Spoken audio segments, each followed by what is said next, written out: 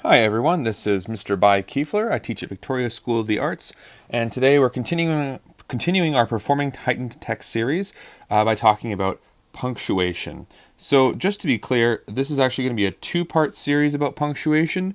Today we're covering periods, exclamation marks, and question marks, and then in the future we'll cover commas, semicolons, and colons, and we'll also just talk about general punctuation, things like hyphens and parentheses, etc. But those aren't going to play in as big of a role. So let's get started.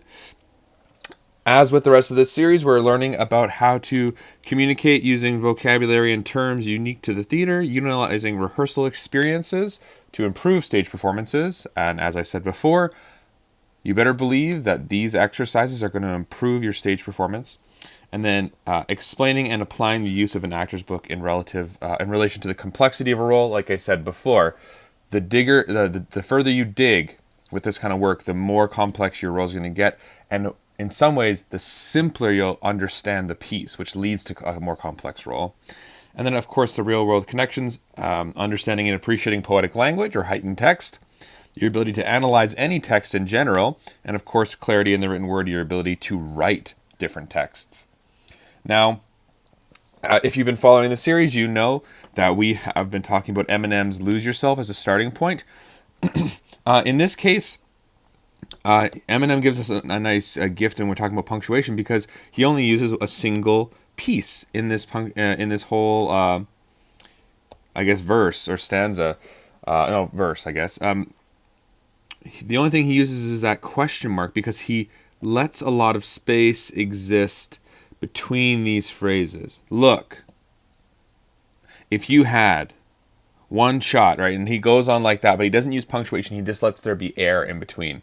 And I would just argue that technically there probably is punctuation there, but he hasn't written that punctuation because the main thing he wants to do, the thing he's driving towards, the direction, that's going to be an important word, the direction of this whole piece is that question mark. The direction is that question mark. He's asking that question. He's trying to set up the whole song, the whole feeling of this character, and goes towards that question. And so he doesn't say, or just let it slip. He really asks that, or just let it slip. Yo. And then the yo is like, well, listen to my story. He's giving the audience an opportunity to respond, and that's really important. So,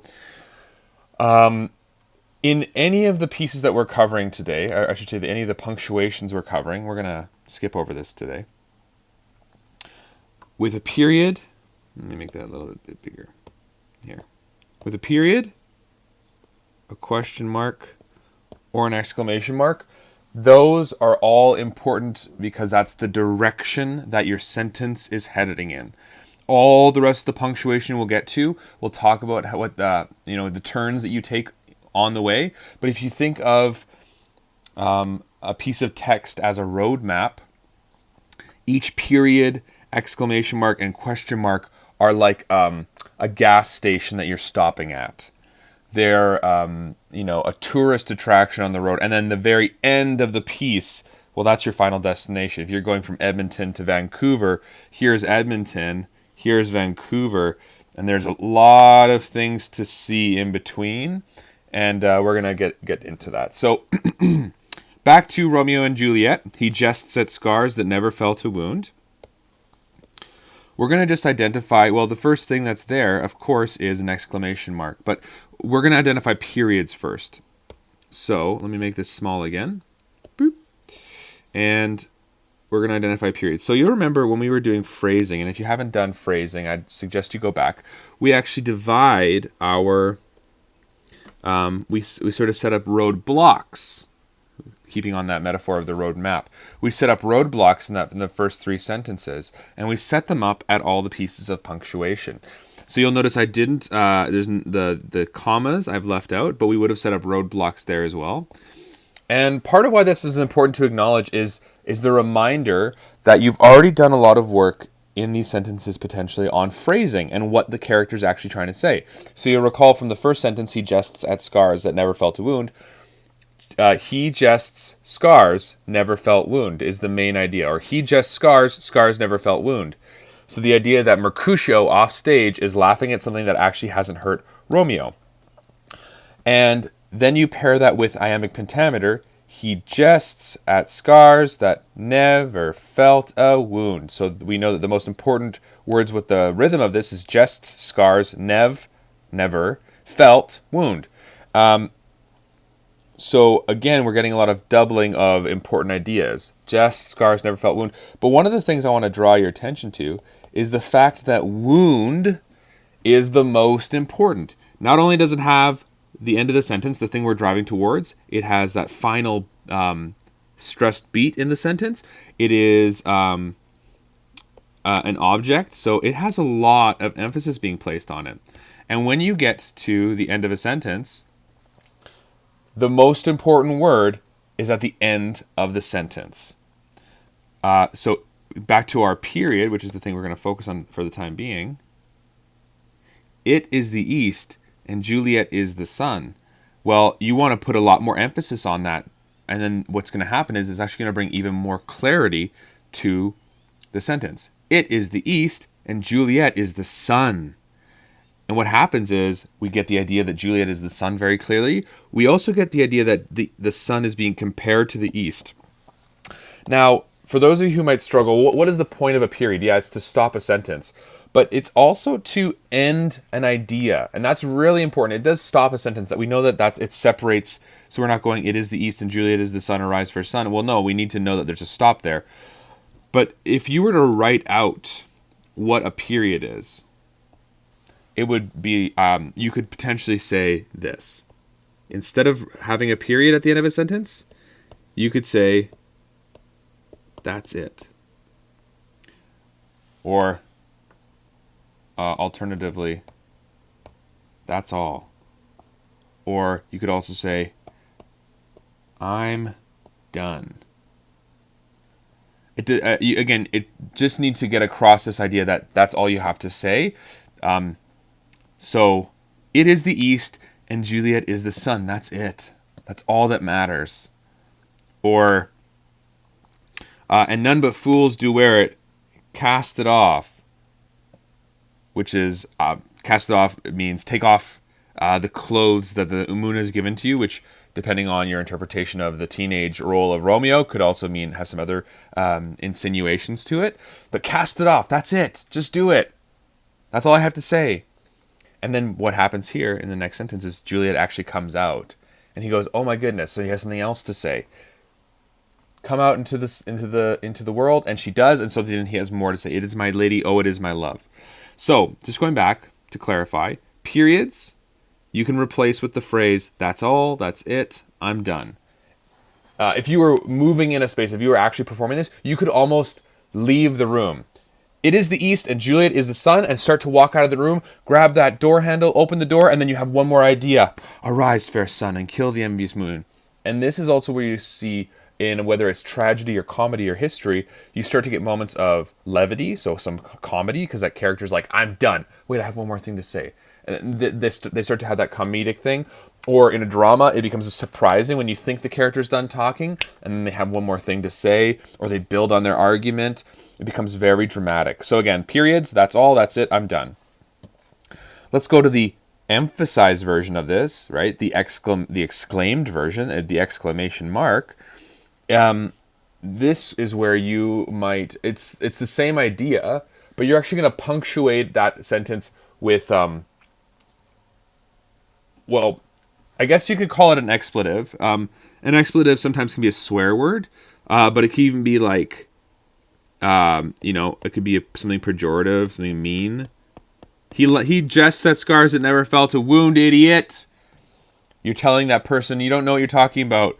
Or he jests at scars that never felt a wound, even just ha. He doesn't know my true mind. But again, if it's context dependent, and this is again where punctuation gives you rules, but the rules are open-ended for you to interpret. So is Romeo laughing at Mercutio here? Ha! He jests at wounds that never, or he jests at scars that never felt a wound. Ha ha! Or maybe Romeo is like, maybe he is a little bit sensitive and is like hurting. He's like, whatever. So he just the scars that never felt a wound, whatever. Or he's angry, like we have here, idiot, or whatever it is. So you can replace all exclamation marks with some kind of, well, obviously what it is, an exclamation of some kind. I would stay away from like vocalizations, like raspberries, where you're blowing your like staying away from that kind of stuff. Give it some real meaning, and again, on top of the idiot thing, or on top of the ha, it's I'm done. You don't have to say I'm done, but you have to know that when you say it, because then what happens in the next sentence? But soft. Oh my goodness, something else important is happening here. And again, you'll notice it's another exclamation mark. So it's another big idea. And in this case, it's probably surprise. But soft, whoa! What light through yonder window breaks? So, replacing these words is really important. And if you want to physicalize these exclamation marks, it's like you can jump in the air or, punch your fist. Again, giving it some kind of forceful punctuation, some forceful emphasis. And that's all that punctuation really is just helping you understand how to emphasize. It's a series of notations that are meant to help readers know how to say things. Okay, I'm going to do the very last punctuation here, which is a question mark. Question marks are really simple, but they're sometimes the hardest thing for people to perform. We know what's happening. He's really asking a question. What light through yonder window breaks? And then he gives us the answer. It is the east and Juliet is the sun. And what a lot of people do is they feel like they know the answer as they're asking the question. And this is a chance to remind you that this roadmap, like we've called it, you don't need a map because you know the answers. If you know where you're going and you know where to stop at, why do you need a map? So the reason that we read is because, well, we don't know Shakespeare's mind. We don't know the story he wanted to tell. He had to write it out for us. And so when you're asking a question, really ask that question. So when you get to a question mark, you're actually going to ask a second question. You're going to ask the question, well, because you want the audience or the person in the scene that you're talking to, or if you're talking to yourself, you're demanding an answer from that person. So depending on how you interpret whether Romeo is talking to the audience here, which is definitely possible in a Shakespeare piece, if he's talking to himself, I don't think he's talking to anybody else in the scene, but maybe he's talking to the moon. I have no idea. But he's going, what light through yonder window breaks? Well, or tell me, or something, and nobody responds. And so he answers the question himself, or he demands it of himself. What light through yonder window breaks? Think of it, Romeo. It is the east, and Juliet is the sun. So again, replacing that punctuation with a statement really helps us understand how to perform it, or at least it allows us to interpret our own performance of it.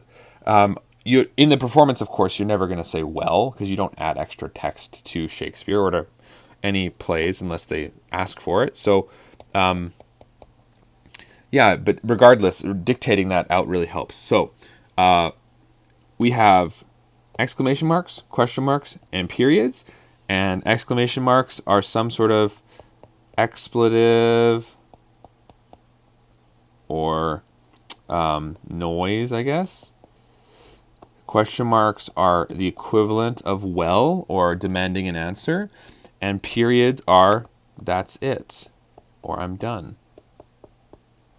And a reminder that with all three of these, it's the direction that you're heading in.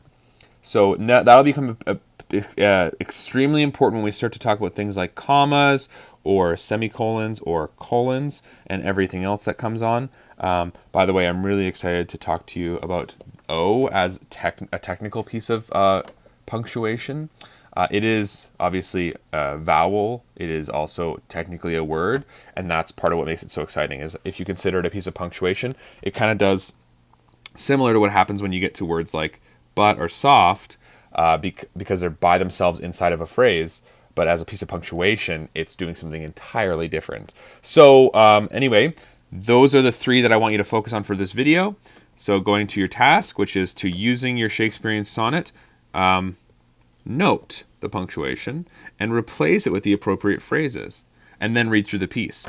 Once you understand how the pieces link together, so that's how each period, exclamation mark, or question mark finish each thought, and then there's a new idea started or an answer that comes afterwards.